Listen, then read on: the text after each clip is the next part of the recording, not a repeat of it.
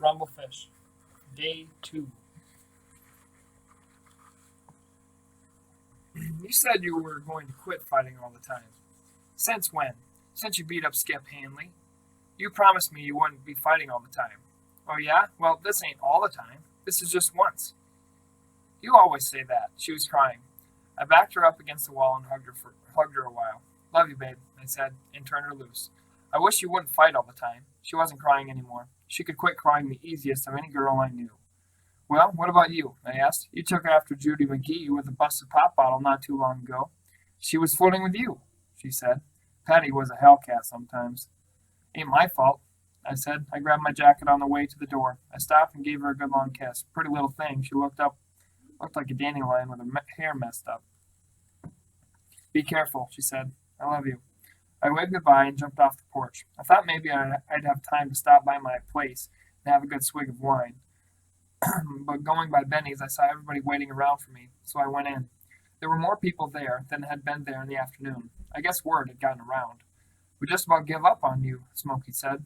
Better watch out or I'll take you on for a warm-up, I warned him. I counted the guys and decided maybe 6 of them would show up at the lot. I didn't see Steve, but didn't worry about it. He couldn't get out much at night. Split up and meet me there, I told them, or we'll have the cops on our tail. I left with Smokey and BJ. I felt so good. I love fights. I love how I feel before a fight. Kind of high, like I can do anything.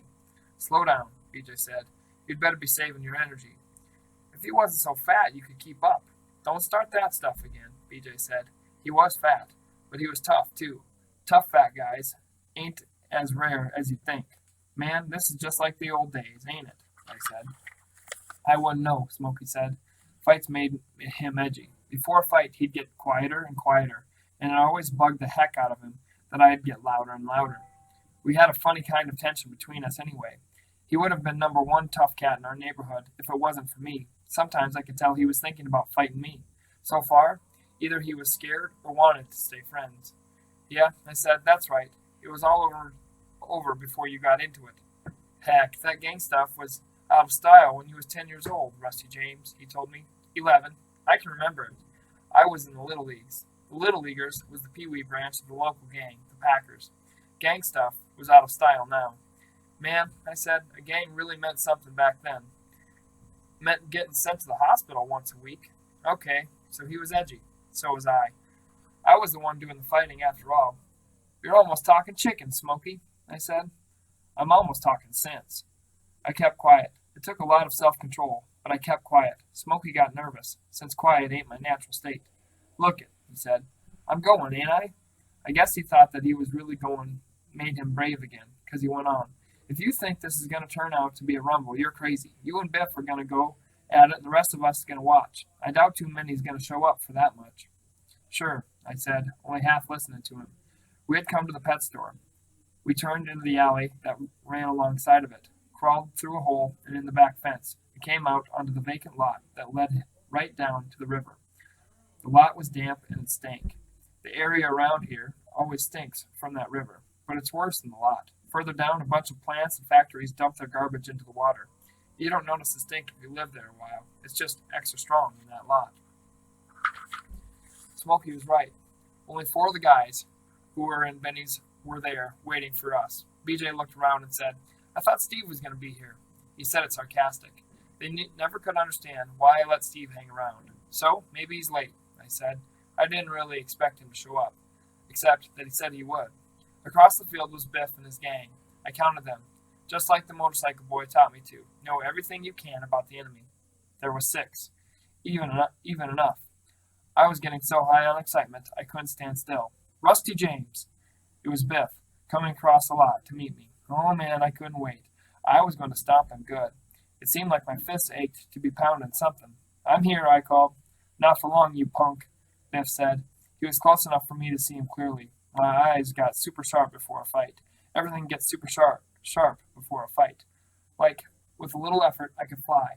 During a fight, though, I almost go blind. Everything turns red. Biff was 16, but not any bigger than me. Husky, his arms hung off his shoulders like an ape's. He had a pug, ugly face and wiry blonde hair. He was dancing around worse than I was. He's been popping pills, Smokey said behind me. Now, I hate fighting hopped up people. They're crazy. You get crazy enough in a fight without being doped up. You fight some cat who's been washing down bennies with Sneaky Pete, and they can't tell if you kill him. Your only advantage is a little more control. I never do dope, as a rule. Dope ruined the gangs. Biff looked high. The light from the street lamps was bouncing off his eyes in a way that made him look crazy. I hear you're looking for me, I said. Here I am. I've done this lots of times before. I get in a fight about once a week. I hadn't lost a fight in almost 2 years, but Biff was a little tougher than the usual kid. If the gang wars had still been going on, he would have been leader of the Devil Hawks. He didn't like anybody to forget that either. You can't take it for granted you're going to stop some snotty-nosed seventh grader. So when you go up against somebody like Bill Wilcox, you think about it. We started in on the warm-up, cussing each other out, name-calling, threats. This was according to the rules. I don't know who made up the rules. Come on, I said finally. I like to get down to business. Take a swing at me. Take a swing at you? Biff's hand went to his back pocket and came out flashing silver. I'm going to cut you to ribbons. I didn't have a knife with me. Most people didn't knife fight these days. I usually carried a switchblade, but I got caught with it at school, and they took it away from me, and I hadn't got around to getting another one. Biff should have told me it was going to be knife fighting. Gosh, that made me mad. People don't pay attention to the rules anymore. Biff's friends were cheering and screaming, and my friends were grumbling, and I said, Anybody lend me a blade? I still thought I could win. Biff wouldn't have pulled the knife if he thought he could win in a fair fight. All I had to do was equal things up. Nobody had a knife. That's what comes of not gang fighting. People are never prepared. Somebody said, Here's a bike chain, and I held back my hand for it, never taking my eyes off Biff. Just like I expected, he tried to make the most of that moment, lunging at me. I was quick enough, though, grabbing the chain, dodging the knife, and sticking out my foot to trip him. He just stumbled and whirled around, jabbing at me. I sucked in my gut and wrapped the chain around his neck, jerking him to the ground. All I wanted to do was get the knife away from him. I'd kill him later. First things first, I jumped on top of him, caught his arm as he swung the knife at me, and for what seemed like hours, we wrestled for that knife.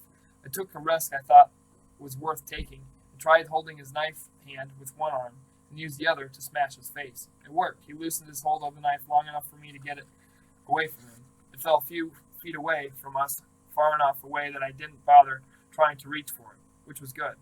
If I had gotten a hold of it, I'd have killed Biff. As it was, I was pounding his brains out. If he'd give up that danged knife, he might have stood a chance. He was older than me, and was just as tough. But he didn't come there to fight fair, so instead of fighting back, he'd just keep trying to get away and crawl over to the knife. Gradually, I started to calm down. The red tinge to everything went away. I could hear everyone screaming and yelling. I looked at Biff. His whole face was bloody and swollen. You give? I sat back on his gut and waited. I wouldn't trust him as far as I could throw him. He didn't say anything, just lay there breathing heavy, watching me out of the one eye that wasn't swollen shut. Everybody was quiet. I could feel his gang tensed, ready, like a dog pack out to be set loose.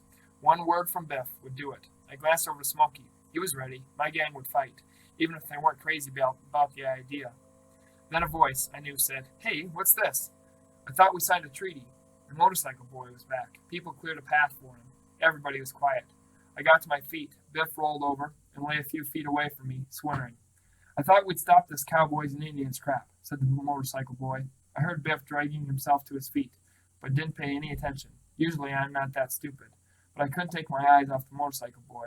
I thought he was gone for good. I was almost sure he was gone for good. Look out, somebody screamed. I whipped around and felt the knife slide down my side cold. It was meant to split me open from the throat to gut, but I had moved just in time. It didn't hurt. You can't feel a knife cut at first. Biff stood a few feet away from me, laughing like a maniac. He was wiping the blood off the blade on his already splattered t-shirt. You are one dead cat, Rusty James. His voice was thick and funny sounding because of his swollen nose. He wasn't dancing around anymore, and you could tell by the way he moved he was hurting. But at least he was on his feet, and I wouldn't be much longer. I was cold, and everything looked watery around the edges. I'd been knife cut open. I knew what it felt like to be bleeding bad. The motorcycle boy stepped out, grabbed Biff's wrist, and snapped it backwards. You could hear it crack like a matchstick. It was broke, sure enough. The motorcycle boy picked up Biff's switchblade and looked at the blood running down over the handle. Everybody was frozen. They knew what he had said about gang fighting being over with. I think, he said thoughtfully, that the show is over. Biff held his wrist with his other arm. He was swearing, but softly under his breath. The others were leaving, breaking up into twos and threes, edging away, leaving quieter than you'll ever see people leave a battleground. Steve was there beside me. You okay? When did you get here? Smokey asked him. Then to me he said, You are hurt, man. The motorcycle boy stood behind them, tall and dark like a shadow. I thought you were gone for good, I said. He shrugged. So did I. Steve picked up my jacket, where I'd thrown it on the ground. Rusty James, you better go to the hospital. I looked down at my hand, where it was clutching my side. I saw Smokey Bennett watching me. For this? I said scornfully. This ain't nothing, but maybe you better go home, the motorcycle boy said. I nodded. I threw an arm across Steve's shoulders. I knew he was going to show up. He knew I would have fallen down if I wasn't leaning on him, but he didn't show it. He was a good kid, Steve, even if he did read too much. I had to sneak out, Steve said. They'd kill me if they knew. Boy, I thought Biff was going to kill you. Not me. It was Biff who was going to get killed. I could feel Motorcycle Boy laughing, but then I never expected to fool him. I tried not to lean on Steve too much.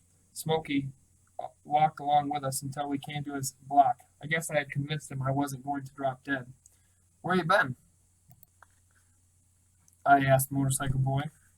He'd been gone for 2 weeks. He had stolen a cycle and left. Everybody called him the Motorcycle Boy because he was crazy about motorcycles. It was like a title or something. I was probably one of the few people on the block who knew what his real name was. He had this bad habit of borrowing cycles and going for rides without telling the owner. But that was just one of the things he could get away with. He could get away with anything. You'd think he'd have a cycle of his own by now, but he never had and never would. It seemed like he didn't want to own anything. California, he said. No kidding? I was amazed. The ocean and everything? How was it? Kid, he said to me, I never got past the river. I didn't understand what he meant. I spent a lot of time trying to understand what he meant. It was like the time years ago when our gang, the Packers, was having a big rumble with the gang next door. The motorcycle boy, he was president, said, okay, let's get it straight, what we're fighting for. And everybody was all set to kill or be killed, raring to go. And some cat, I forget his name, he's in prison now, said, we're fighting to own this street. And the motorcycle boy said, bull, we're fighting for fun. He always saw things different from everybody else. It would help me a lot if I could understand what he meant. We climbed up the wooden stairs that went up the outside of the dry cleaners to our apartment. Steve eased me onto the platform railing. I hung over the railing and said, I ain't got my key. So the motorcycle boy jimmied the lock and we went on in. You better lay down, he said. I laid down on the cot. We had a mattress and a cot to lay down on. It didn't matter which. Boy, you are bleeding, Steve said. I sat up and pulled off my sweatshirt. It was soggy with blood. I threw it over into the corner with the other dirty clothes and inspected my wound. I was gashed on the side. It was deep over my ribs. I could see the white bone gleaming through. It was a bad cut. Where's the old man? Asked the motorcycle boy. He was going through the bottles in the sink. He found one with some wine still in it. Take a swallow, he told me. I knew what was coming. I wasn't looking forward to it, but I wasn't scared either. Pain don't scare me much. Lay down and hang on. The old man ain't home yet, I said, laying down on my good side and grabbing a hold of the head of the cot. The motorcycle boy poured the rest of the wine over the cut. It hurt like heck, and I held my breath and counted until I was sure I could open my mouth without yelling. Poor Steve was white. Gosh, that must hurt, he whispered. Ain't all that bad, I said, but my voice came out hoarse and funny. You ought to go to the doctor, Steve said. The motorcycle boy sat down against the wall. He had an expressionless face. He stared at Steve till the poor kid wiggled. The motorcycle boy wasn't seeing him, though. He saw things other people couldn't see and laughed when nothing was funny. He had strange eyes. They made me think of a two-way mirror, like you could feel somebody on the other side watching you, but the only reflection you saw was your own. He's been hurt worse than this, said the motorcycle boy. That was the truth. I got caught bad 2 or 3 years before, but it could get infected, Steve said. And they have to cut my side off? I added. I shouldn't have teased him. He was only trying to help. The motorcycle boy just sat and stared and stayed quiet. He looks different, Steve said to me. Sometimes the motorcycle boy went stone deaf. He had a lot of concussions in motorcycle wrecks. I looked at him, trying to figure out what was different. He didn't seem to see either one of us watching him. The tan, Steve said. Yeah, well, I guess you can get tan in California, I said. I couldn't picture the motorcycle boy in California, by the ocean. He liked rivers, not oceans. Did you know I got expelled from school? The motorcycle boy said out of the clear blue sky. How come? I started to sit up and changed my mind. They were always threatening to expel me. They'd suspended me for carrying that knife, but the motorcycle boy never gave them any trouble. I talked to a guy in one of the classes once. He said the motorcycle boy just sat there and never gave them any trouble except that a couple of the teachers couldn't stand him to stare at them. How come you got expelled? I asked. Perfect tests. You could always feel the laughter around him, just under the surface, but this time it came to the top and he grinned. It was a flash, like lightning far off. I handed in perfect semester tests. He shook his head. Man, I can understand that. Tough district school like that, they got enough to put up with.